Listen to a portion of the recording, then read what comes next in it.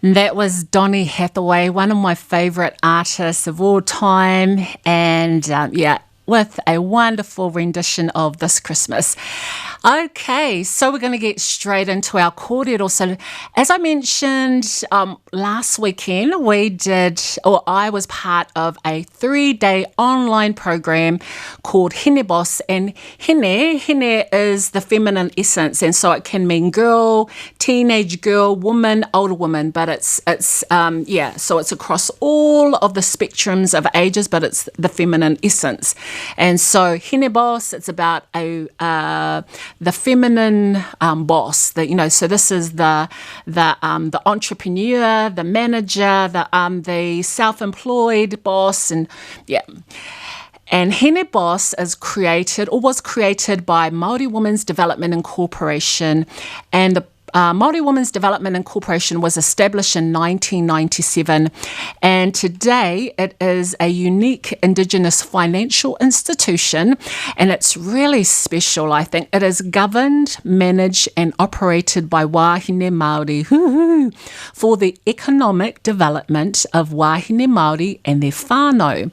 And so Māori Women's Development Incorporation, they run programs such as Hine Boss. They have coaches, so these are business coaches, and you can actually go to them and apply for funding. And so this isn't a scholarship or anything. This is actually a loan. And so in the weekend, I done this 3 days, Hine Boss, which is about creating a business plan. And a business plan is really important if you are looking at applying for any type of funding. And so people want to know that you, or the funders actually want to know that you have thought through every aspect of your business, and that you're not a risk, that you have mitigation plans, that you have backup plans if things fail, and because any investor wants to know that they're supporting a really positive thing. Okay. So these are some of the top things that I took away from the weekend. The first thing is the first question that they asked us to consider or to think about was, what was your money narrative growing up? So what was, when you grew up, when people talked about money, or what was the emotion and the words and the experiences that you had? And so for me, I grew up with a money narrative that money was scarce. And so my parents were, my father was working at Wairarapa Freezing Works, and this was and at the time that the freezing works throughout all of New Zealand were being closed down, it was devastating for many communities, including Masterton and the Wairarapa, who many of our whānau worked for Wairarapa Freezing Works. And so what that meant is that we had, money was scarce. And I think that my parents were incredible because what they did do is that they taught us the importance of working hard, and also things such as budgeting, having a cupboard for a kai cupboard, a 72-hour kit, and all of those types of things. And that is how I live my life today, because I was born and I was raised that way. So the first question is, what is your money narrative? And so think about your own money narrative growing up. What is it? And why? And you're probably asking, so why is that even important?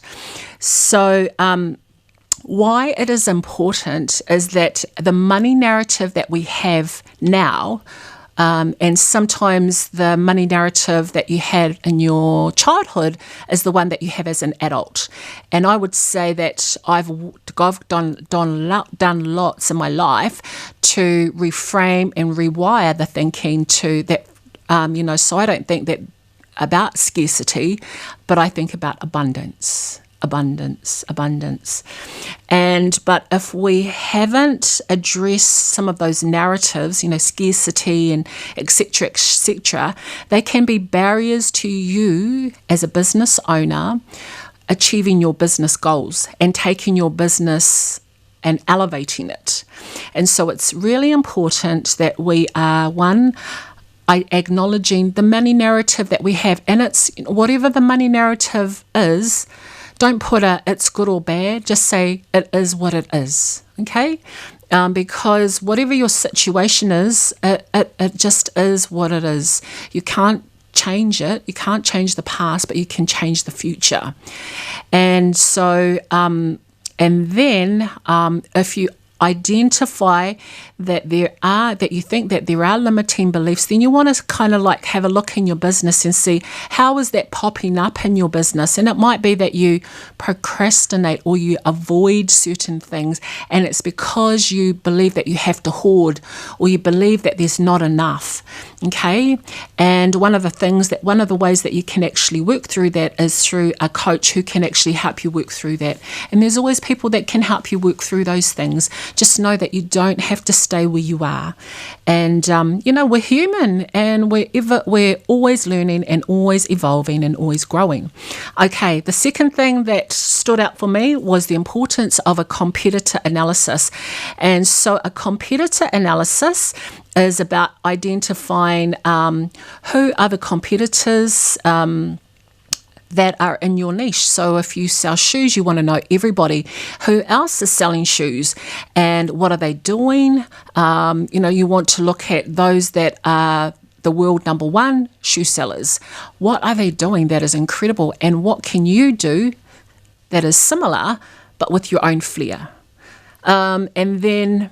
But what you'll be able to do when you do this is that you're actually able to identify gaps, and then what you can start to do is that you can start to position yourself to fill that gap.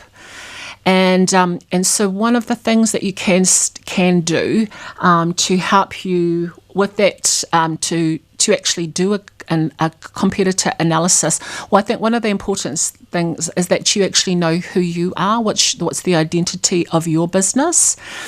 And then what you will do is that you could create a Word document, and then you can start looking at your top 5 competitors, and you can start looking at what is their strengths, how do they communicate, what platforms, so are they using blogs, are they doing Facebook or social media ads, and you just look at what are they doing and what are the images and the narratives and the stories that they're doing, and then you think, does this align with my business? And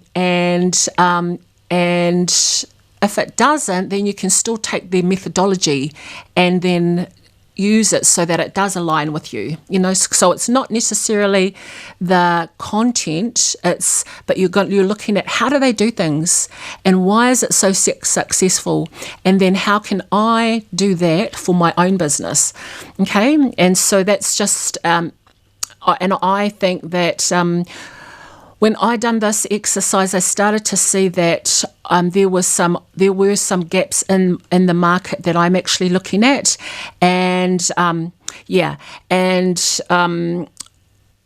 but once you identify that gaps, then it's about putting aside the time to then start creating that and looking, So one thing, once you've identified who your competitors are, where the gap is, then you have to start putting aside time and creating that product or that service that actually fills that gap. So whatever you're doing, it's time and it's work. But I think that the competitor analysis is such an important thing, and I wrote down a list of tools that can help you. So you might be thinking, so how do I actually do all of that? Or perform an analysis. So there's some really cool tools that you can do that will help you actually identify what companies are doing. Google Trends. Go into Google Trends and it will show you what companies are searching, or what people are actually searching for, and how it's ranking. Okay, and so Google Trends, and what that tells you is, so if you're selling shoes, you want to look for the company that's coming up the top, that people are always Googling, they're always looking for them, and then you want to start to understand why. Why is it? Is it their cost? Is it their branding? branding? Is it how they make people feel? Is it, you just want to, but have a look at that. The next thing is Yoast. So Yoast SEO, and it shows you how well optimized the competitor blogs are. So this is if your competitor has a blog. So you want to have a look at Yoast, Yoast SEO. So 2 words, and it lets you have a look at how well are your competitors' blogs doing. Another one is Moz,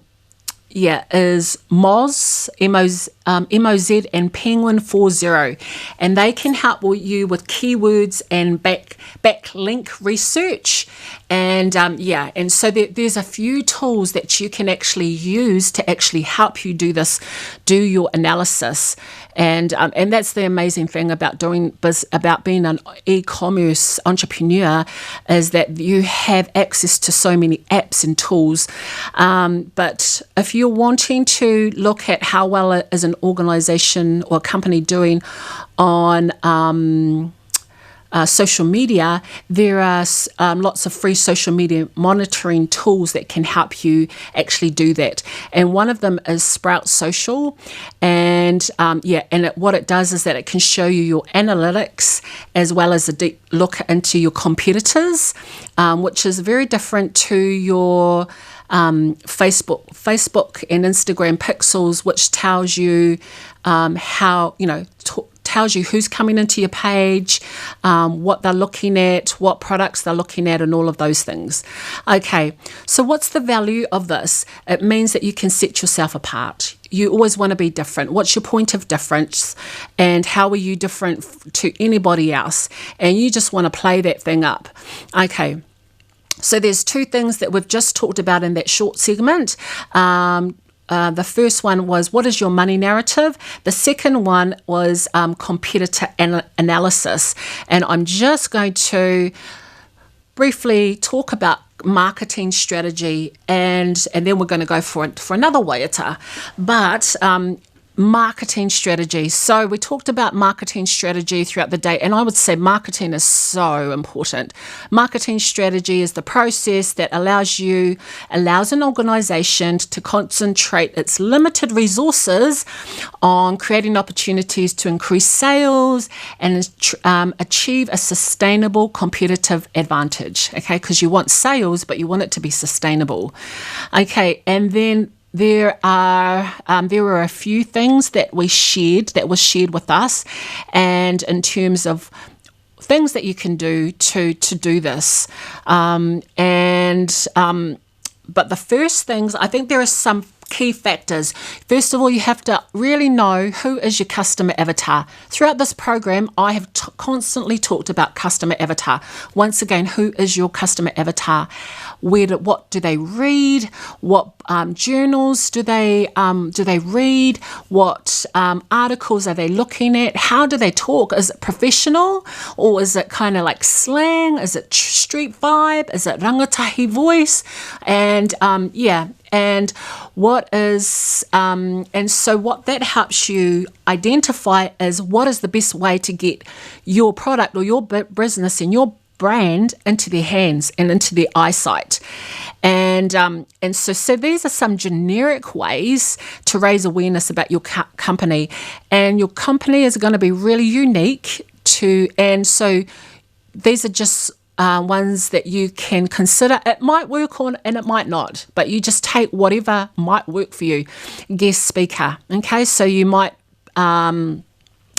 get on the phone, send an email, introduce yourself to a company that, so for example, for me, my kaupapa is all around Alzheimer's. I've made a relationship with Alzheimer's Wairarapa, and I will be talking to Tam about sharing my kōrero, my story, which is my story about me and my mum and our experience with Alzheimer's dementia. I love to talk, so this is something that that I will be doing. And if you're not, if you're not a speaker, that's okay. Sometimes you don't really have to be a speaker or charismatic, but if your content is incredible, people will want to listen to you. Think of local print publications. So in Wairarapa, we've got midweek. Many companies have newsletters. I went and done a networking with a local organisation in Masterton that's run by a friend. She's the CE of that company, and they work with kaumatua. And she's offered for me to write a regular 1 page or however long I want in their publication, and I'm going to do that. And that's about raising awareness about who I am and what I do. Business cards, when you're out networking, people want to know who's this person. They might want to, or they might be in a rush. They might be talking to somebody else, but you're on their radar. And at that time, they might not show interest in you, but they might want to call you later. Have your business card. It's really important to have that. I always have mine. I always have some in my car and in my bag. And radio, like hello, I'm on the radio, and some people might think, radio, that's a little bit outdated. I was in the Kahununi ki Wairarapa office on Monday. One of our rangatahi who is doing mahi in the area of taio and the environment, she said to me, "Fire, I heard you on the radio. Wow, your business sounds really interesting." And she started asking me questions. And so don't underestimate the power of radio. So radio, TV, radio stations, morning show, so I'm going to be on the morning show. They don't know yet, but I will be. And then Google My Business. Google My Business is a tool that it enables you to manage and optimize your business profile. It's free. It helps your business interact with your target audience, as well as provides helpful information to current and potential customers. LinkedIn, this is the last one before we go to a waiata. LinkedIn. So if your clients are professional career people, so let's say you're a coach and you're coaching executives around communication, then you need to be on LinkedIn, because your customer avatar is going to be in LinkedIn. Okay, so we're going to go to another waiata, because we've been talking about Heneboss and Māori Women's Development Incorporation. I'm going to play this waiata. It's called Mana Wahine, and this is a cool.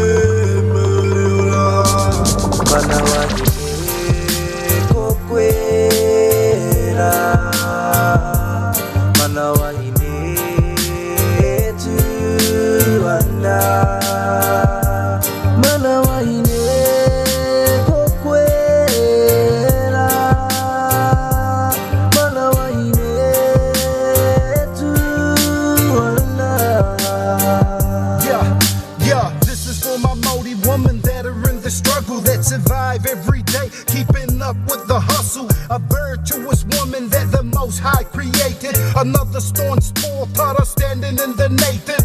With a beautiful heart and body so sacred. I tell you, your life is to be celebrated. And you might make the wrong choice in a man, then find life gets hard when it don't go to plan. You're only 15, already pushing the prime. But without you, we are nothing, that you need to understand. Cause even though that man has left you all alone, you will still raise all them children on your own, and still keep them fires burning back at home. Your ancestral genetics keep your mind and soul strong. Never let me see you cry, wipe that tear out your eye. Keep your chin to the sky, sister, hold your head up high.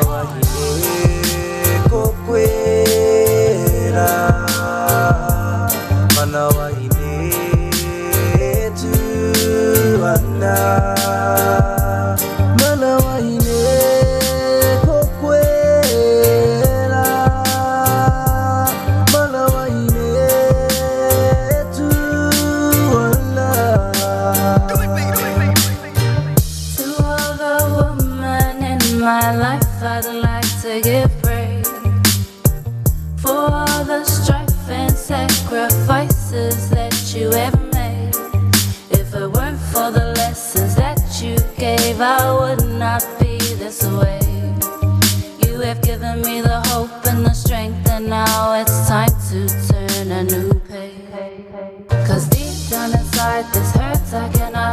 Mana wahine pride, mana wahine thrive. It is time that we lead, it is time that we shine, so our children will live a life solidified. Cause the power we possess is a power so great. It's the power of love that will conquer the hate. We gotta stay true cause in the future waits our people's liberty, all we need is faith. There was Manawa Hine, some amazing kupu in that waiata. So I'm just going to do a little recap of what we've talked about this morning. So the Hine Boss program, Māori Women's Development Incorporation. If the program sounds like something you want to do, if you are a wahine, so it's generally for wahine, and you want to write a business plan, or you are interested in the Hine Boss program or coaching, then check them out. We have talked about our money narrative, competitor analysis, and then I was talking about marketing, your marketing strategy, and I'm going to continue with the marketing strategy because I had quite a few things there on the marketing strategy. I think that what I'm learning now that I've launched my my one-page store is that the marketing strategy is so important. So yeah, I've got this product, I've got this one-page store, and and now I need to really have a marketing strategy. And the really neat thing about the Kahau I Te Ao e-commerce program is that Travis and the whānau, his team, have a few pathways for us, and I am definitely I have put my hat in the to be one of the students that goes to the next level. And one of the things that we will learn is about marketing, and I think we cannot underestimate the power of marketing. I'm in the I'm in communications, and I drive I'm part of driving different campaigns, and I know how powerful marketing is. And so that's why I'm kind of like going to be sharing a few more things. Okay, so this is another marketing approach that you can use. Once again, it really depends on what your business is, and it depends on if you're a writer. I'm a writer. I'm a speaker and I'm a writer. Those are, so that's just me. Blogging. So just know that blogging is not a quick way of bringing leads to your company and converting that. So just know that there are some of these techniques, they will be better than others, but blogging content. But the strength about blogging content is that it helps keep your social media presence going. So a blog is that might be every couple of days or every week, you're writing a piece about your company or something related to your brand. And so I remember I went on Nike, one of the Nike pages, and their blog, they've got a huge blog, and some of it is about top tips for those that run marathons, because they know that people running marathons are going to buy their shoes and their clothing, and then there was another one, it was about yoga mats. And so it can be but it has to be related, but it can be, when you think of what can I write about my kaupapa, you can actually make it very broad. The power of blogging content is that it helps keep your social media presence going. And then, although not all blog readers will become leads, because nobody converts 100% of the people who read their blogs, in the research that was conducted, they found that 1 in every 10 blog posts end up being compounded posts. A compounding post is one that grows in traffic over time. So you might put it out, and the first couple of weeks that it's out, you might just get like maybe 100 likes, but over a period of time, it might become a post that people are sharing all over social media. It becomes a go-to. And so the research that one of the, sorry, I don't know the reference, I didn't have the reference, that's very bad of me, but 1 in every 10 blog posts end up being compounding blog posts. Okay, so this, to me, it demonstrates the scalability of business blogging. And while you might not see the immediate results over time, you'll be able to count on you will be able to count on a predictable amount of traffic and leads for your business without any kind of additional investment. But that takes time to actually build that. And I've seen some blogs, they've got a million followers. Remember what I said a couple of weeks ago, 4 or 5 weeks ago, you don't need 1 million followers to have a successful 6-figure business. You just need 100 true followers. Okay. And then if you're thinking about a blog, check out WordPress. I check them out. So I blog on LinkedIn. I write a lot on my social media. I have a WordPress that I've started. I saw there, I think I was setting up my WordPress and then I got distracted, as I do, because I'm doing 100 million thousand things. And so it hasn't been launched, but watch this space. I do have a blog that is coming out. Okay, there's also YouTube, QR codes, mailing lists. You can go into the Facebook Business Suite and start scheduling. I want to do these posts on Facebook and Instagram. One of the things is that whatever you're posting on Facebook, you want it to be different to what you're posting on Instagram. Because otherwise, why would people follow you if you're posting the same thing up on Facebook and Instagram? Okay, and it just takes a little bit of time scheduling. The key things to remember for me is, who is your customer avatar? Where are they? How do they talk? Play to your strengths. Once again, I said, I'm a talker, I'm a writer. If you're an artist, play that up, baby. Play that up.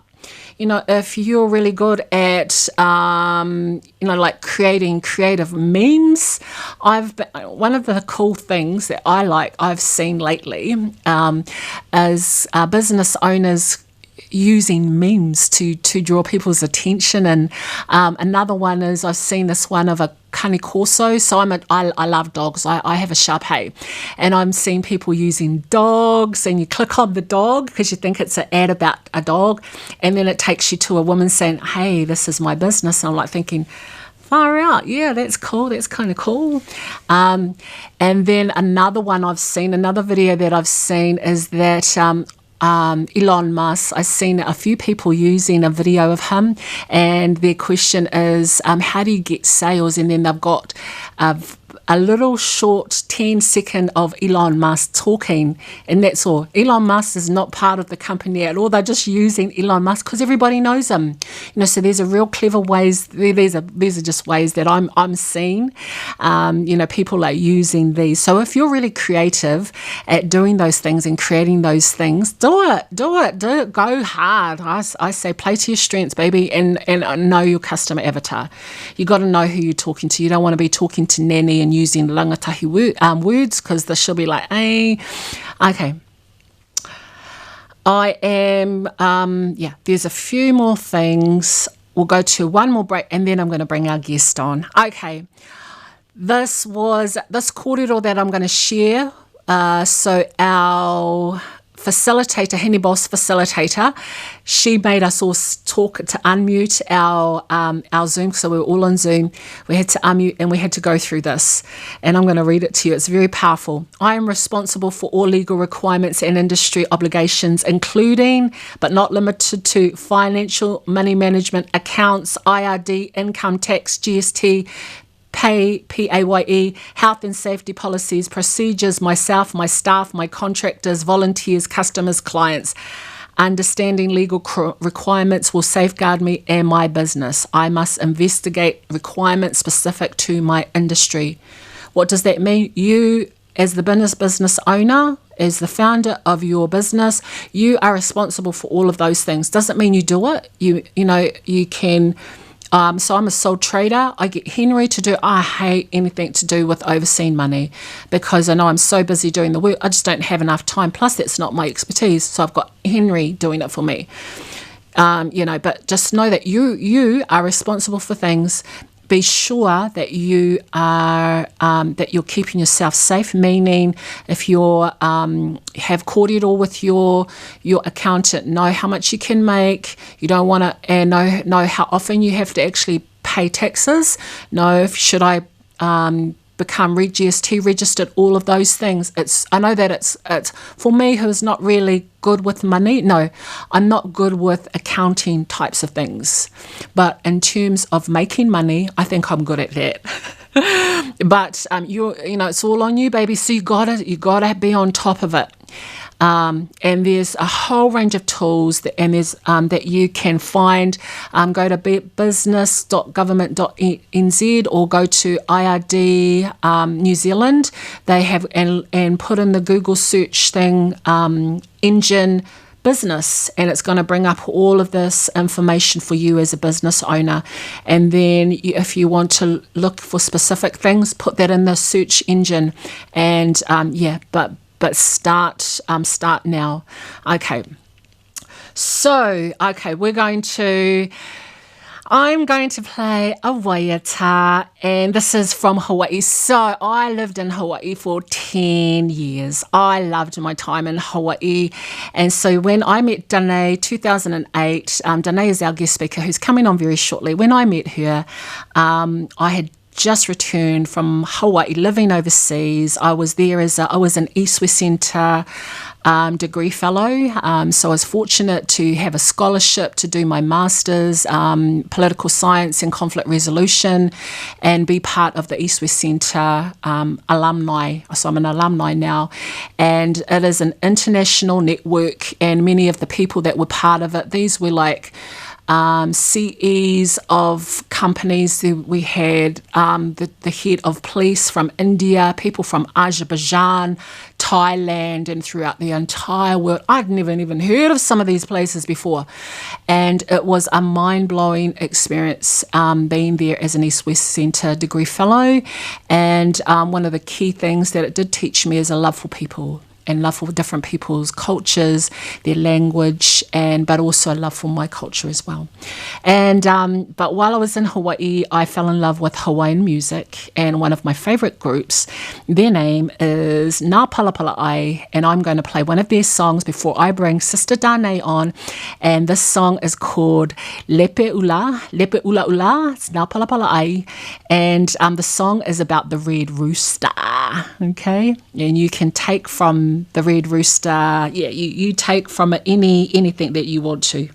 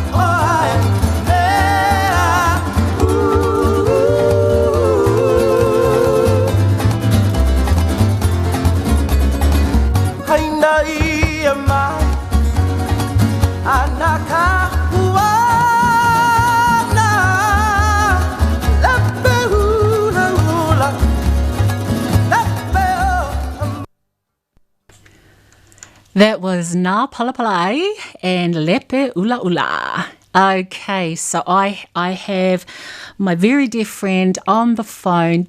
Kia ora, Atamari, sister. Atamari. Oh, how are you? Tahiaka. Yeah. Aloha, sister. So where are you coming in from?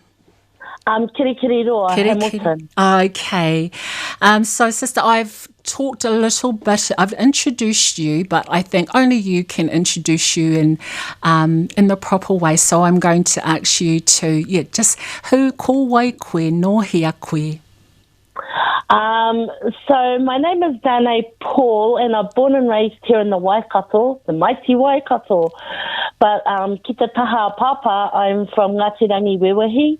And ki te taha mama, I'm Ngā Ruahine and Ngāti Ruanui. So those are where my bones hail from. And yeah, just that's who I am. That's where I stand. Those are my whenua. Actually, the whole motu is my whenua. I think that's all of us. Ai, koina, sis. So tell us, you're a mama. Tell us about your tamariki. How many tamariki and mokopuna do you have?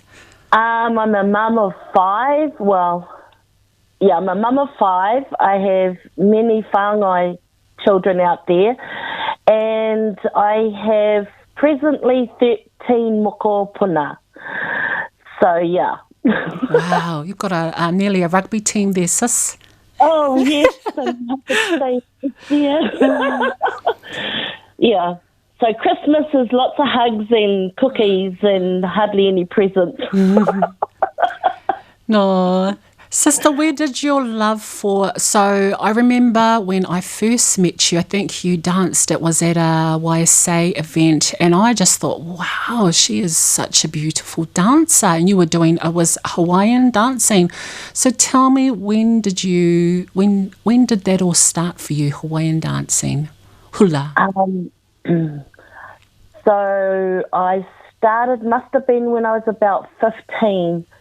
I was at Church College and I'd never heard of Polynesian dancing before, and I joined the Māori culture because it wasn't called kapahaka back then, and I joined Māori culture, and part of that was also doing Polynesian culture. So I was introduced to the Hawaiian culture back then by Kelly Peters and Valerie Makaire, and during that time I also...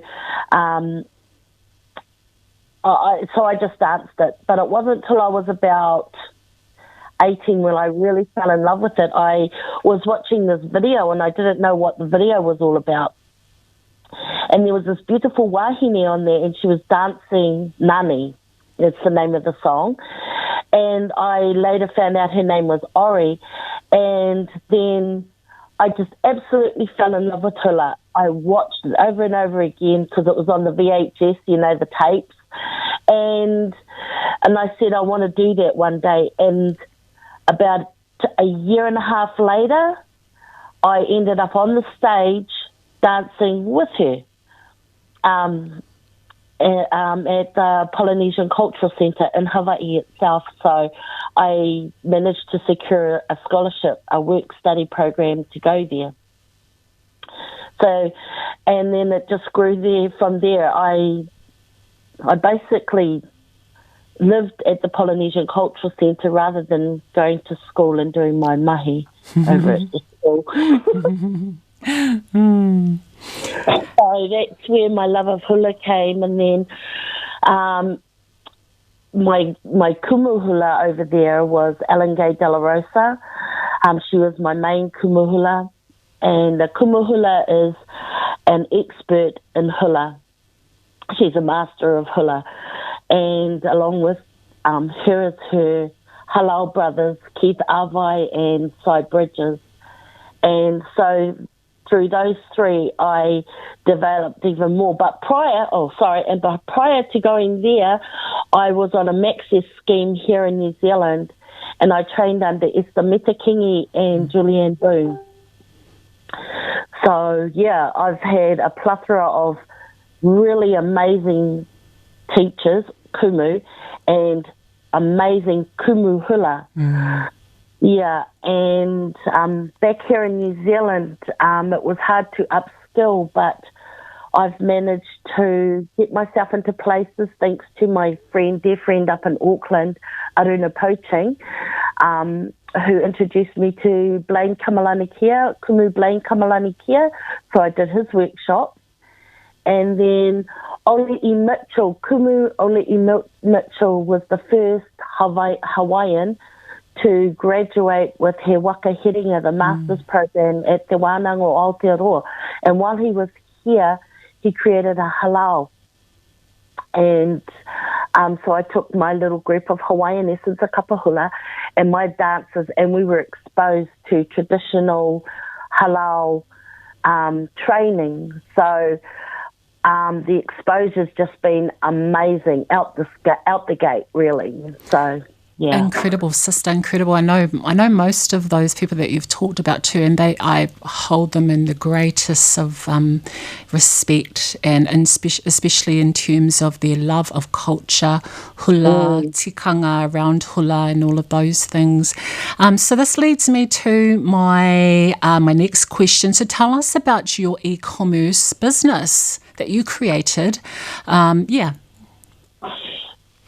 So I had the opportunity to participate with Kahaui Te Ao, which you have talked about several times, every week. And part of that was creating a business. So I actually went into Kahau wanting to do my rock painting because I do rock painting.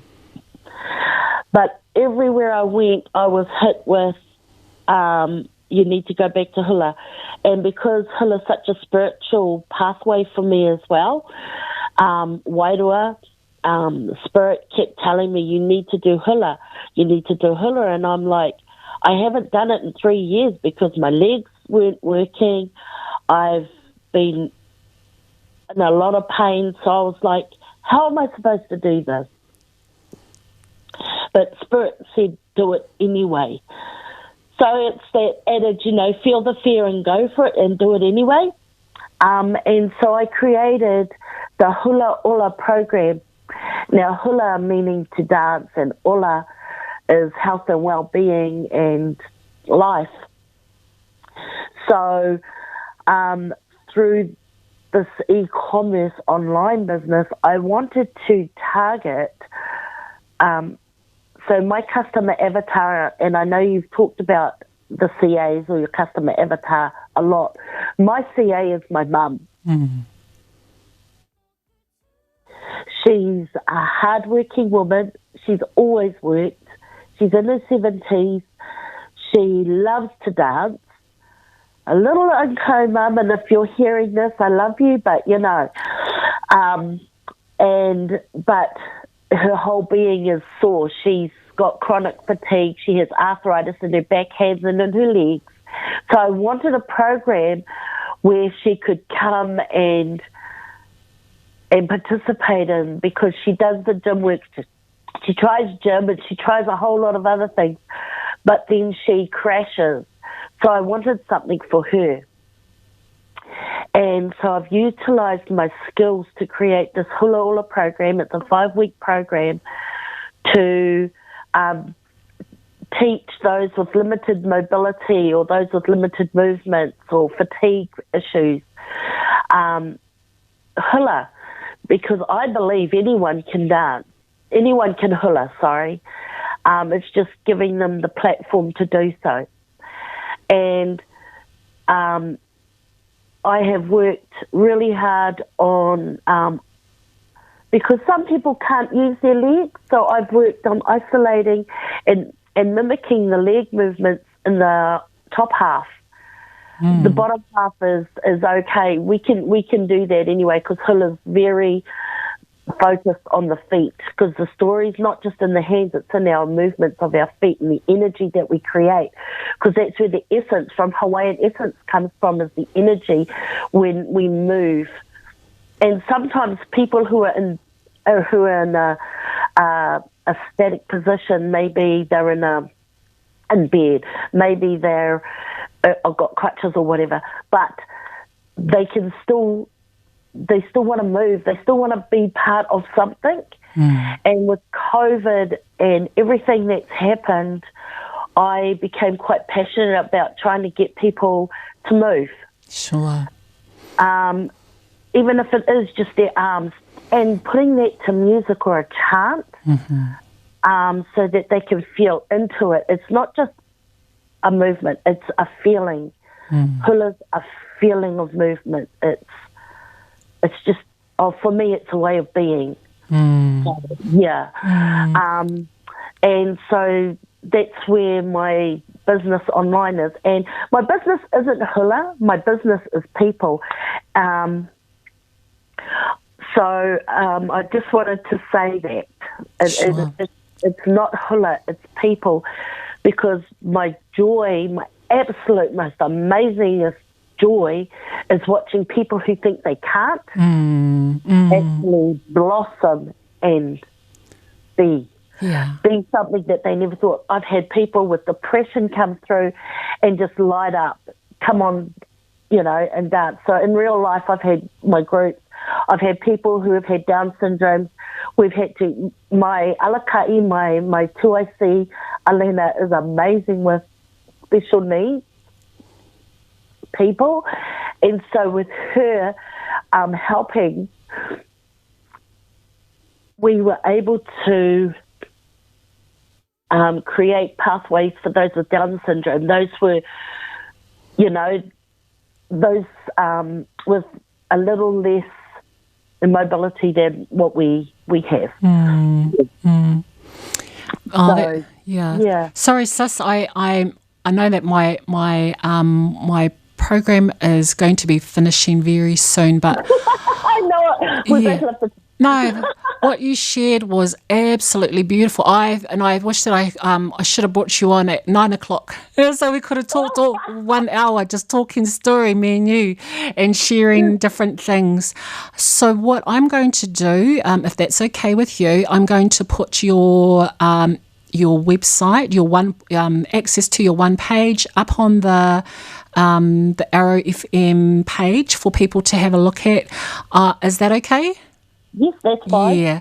Whānau, that is the sister Dane, so talented, a beautiful dancer and a dear friend. Thank you for being with me today, sis.